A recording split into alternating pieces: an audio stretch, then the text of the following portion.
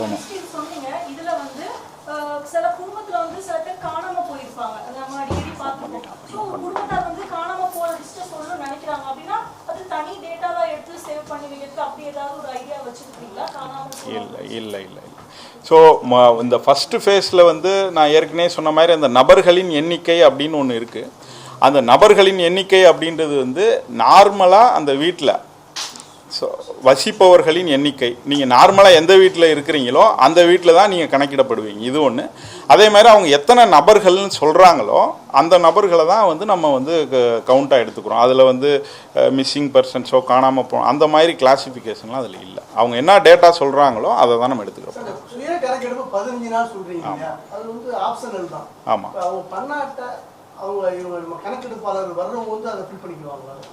இல்லை அது நான் உங்களுக்கு கிளாரிஃபை பண்ணிடுறேன். இப்போ அவங்க பண்ணினாலும் பண்ணலைனாலும் எல்லா வீட்டுக்கும் வந்து கணக்கெடுப்பாளர்கள் போவாங்க. அவங்க போய் எந்த வீட்டிலலாம் சுய கணக்கெடுப்பு பண்ணியிருக்காங்களோ அந்த வீட்டில் வந்து அந்த கோடை வச்சு ஒரு டைம் அவங்க கரெக்டாக பண்ணியிருக்காங்களா, ஓரளவுக்கு எல்லா தகவல்களையும் வந்து சரியாக பண்ணியிருக்காங்களான்னு பார்த்துட்டு வேலிடேட் பண்ணி அப்ரூவ் பண்ணிடுவாங்க. மறுபடியும் அந்த 33 கேள்விகளை கேட்க மாட்டாங்க. ஒருவேளை அவங்க சரியாக ஃபில் பண்ணலை, இல்லை நிறையா காலம்ஸ் வந்து பிளாங்காகவே விட்டுட்டாங்க, அப்படியே சப்மிட் கொடுத்துட்டாங்கன்னா மறுபடியும் 33 கொஸ்டினை கேட்டுருவாங்க.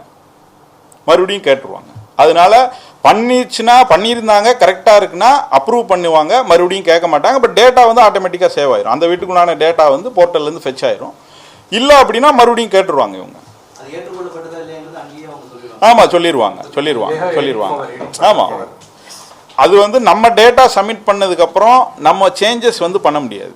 இப்போ மக்கள் வந்து இப்போ நான் என்னோட வீட்டை பற்றின டேட்டாலாம் நான் ரிஜிஸ்டர் பண்ணிட்டேன், அதில் எல்லாம் ஃபில் பண்ணி சப்மிட் பண்ணிருந்ததுக்கப்புறம் நான் ஏதாவது சேஞ்ச் பண்ணுறேன்னு நினைக்கிறேன்னு வச்சுக்கலாம், பண்ண முடியாது. என் வீட்டில் 5 ரூம் இருக்குன்னா 4 ரூமுன்னு போட்டேன், அதுக்கப்புறம் நான் இதையோ சேஞ்ச் பண்ணலாம் எடிட் பண்ணலாம் பண்ண முடியாது. ஆனால் ஒன்று ஆப்ஷன் இருக்குது. அந்த எனுமரேட்டர் வரப்போ நீங்கள் அவங்ககிட்ட வேணால் சொல்லலாம், நான் என் வீட்டில் ஃபில் பண்ணுறப்ப 4 ரூமுக்கு போல் 5 ரூம் போட்டேங்க, நீங்கள் கொஞ்சம் கரெக்ட் பண்ணிக்கோங்க அப்படின்னா அவங்களுக்கு அந்த ஆப்ஷன் இருக்குது. பட் மக்கள் வந்து திரும்ப அதை அக்சஸ் பண்ண முடியாது. Once submitted. சென்னை போன்ற பகுதியில் வந்து நிறைய ஆக்கிரமிப்பு வீடுகள் அதை எப்படி இதில் கொண்டு வரும்? இல்லை, நம்ம வீடுகள்னா கிரவுண்டில் இருக்கிற எல்லா ஸ்ட்ரக்சர்ஸையும் தான் இதில் கணக்கில் வந்து நம்ம கொண்டு வர போகிறோம். எல்லா ஸ்ட்ரக்சர்ஸ், அது வந்து நாட் ஓன்லி ரெசிடென்ஷியல் ஹவுசஸ், அது ஹாஸ்டல்ஸாக இருக்கலாம், பிஜியாக இருக்கலாம், ஹாஸ்பிட்டலாக இருக்கலாம், ஸ்கூலாக இருக்கலாம், என்னன்னா நிலத்து மேலே என்ன ஸ்ட்ரக்சர் இருக்கோ எல்லா இதுக்குமே விசிட் பண்ணுவாங்க.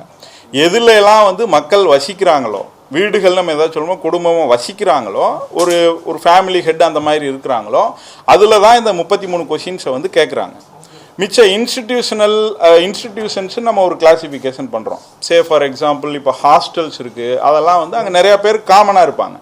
ஸோ அங்கெல்லாம் வந்துட்டு ஒரு லிமிட்டட் அந்த ஃபஸ்ட்டு ஒரு 7 கொஷின்ஸ் 11 கொஷின்ஸில் வந்து அதை நிப்பாட்டிக்கிடுவாங்க. இந்த மக்கள் தொகை கணக்கெடுப்பு செகண்ட் ஃபேஸ் வருது பார்த்தீங்களா, செகண்ட் ஃபேஸில் வந்து எல்லா இடத்துல இருக்கிற மக்களையும் வந்து ரீச் பண்ணிடுவாங்க. அது எந்த வீட்டில் இருக்கட்டும், ஹாஸ்டலில் இருக்கட்டும், பிஜியில் இருக்கட்டும், ஹவுஸ்லெஸ் பீப்புளாக இருக்கட்டும். ஈவன் ஹவுஸ்லெஸ் பீப்புளை வந்து ரீச் பண்ணுறது கூட ஸ்பெஷல் ட்ரைவ், அந்த ஒரு 20 நாள் நடக்குது இல்லை 25 நாள் நடக்குதுன்னா அந்த லாஸ்ட் டே 1 or 2 days வந்து அந்த ஸ்பெஷல் ட்ரைவ்லாம் பண்ணுவாங்க. மக்கள் ரிலேட்டடாக இருக்கிறது எல்லாமே செகண்ட் ஃபேஸில் வந்துடும். இந்த ஃபேஸில் வந்து நம்ம அது வந்து கரெக்டாக இருக்கா, டாக்குமெண்ட் படி இருக்கா, அதெல்லாம் நம்ம வெரிஃபை பண்ணுறதில்ல. எல்லா ஸ்ட்ரக்சர்ஸுக்கு தான் ரீச் பண்ணுவாங்க. கரெக்ட்.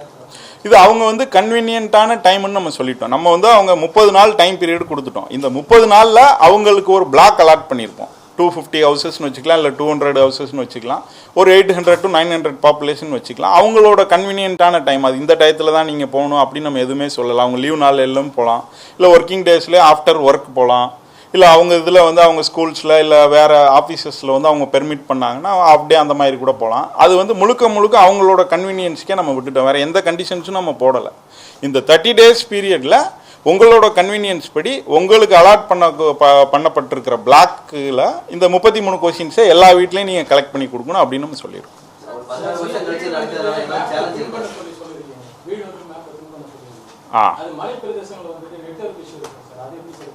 இல்லை, இந்த செல்ஃப் எனுமரேஷனுக்கு வந்து கண்டிப்பாக வந்து இன்டர்நெட் ஃபெசிலிட்டி இருந்தே ஆகணும். அதுக்கு வந்து வேறு ஆப்ஷன் இல்லை. செல்ஃப் எனுமரேஷன் ஃபெசிலிட்டி வந்து இன்டர்நெட் ஃபெசிலிட்டி கண்டிப்பாக இருக்கும்.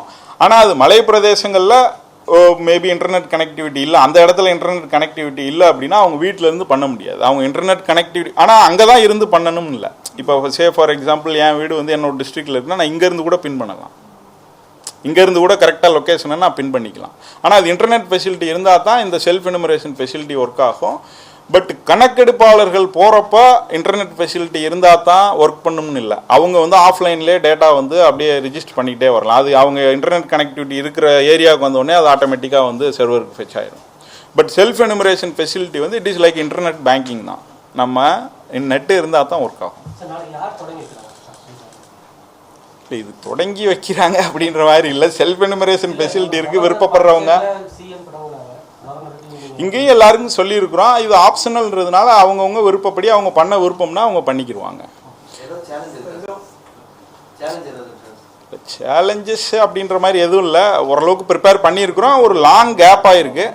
அதனால ஃபிகர்ஸ் எப்படி வரப்போகுது அப்படின்ற மாதிரி தான். மிச்சப்படி ப்ரிப்பரேஷன்ஸ்லாம் இருக்குது, கொஞ்சம் ஈஸியாகவே இருக்குது. முன்னாடி இருந்து கம்பேர் பண்ணுறப்ப இது டிஜிட்டல் சென்சஸாக இருக்கிறதுனால ஓரளவுக்கு இன்னும் ஈஸியாக இருக்கிற மாதிரி ஒரு ஃபீல் இருக்குது. தெரியல அது ஆக்சுவலாக இவங்க எல்லாம் பண்ணி முடிச்சா தான். அவேர்னஸுக்கு பீப்புள் வந்து இன்னும் டைம் இருக்குல்ல, இன்னும் 15 days மெயின் ஆக்டிவிட்டி ஸ்டார்ட் ஆகிறதுக்கு இன்னும் 15 days டைம் இருக்குது.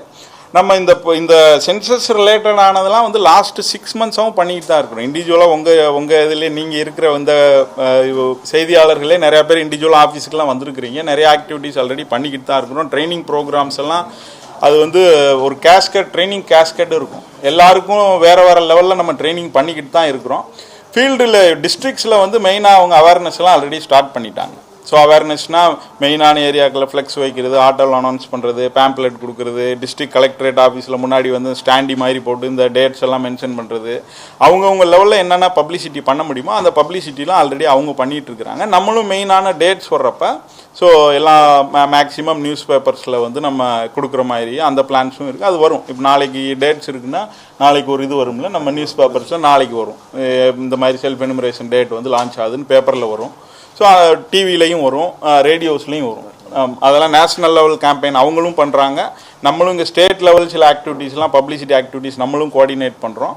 ஃபீல்டு லெவல்லையும் டிஸ்ட்ரிக்ஸில் ஈவன் சார்ஜஸ்லையும் லோக்கலாக என்ன பப்ளிசிட்டி மெஷர்ஸ் எடுத்தால் எஃபெக்டிவாக ரீச் ஆகுமோ அதுவும் பண்ண ஸ்டார்ட் பண்ணிட்டாங்க.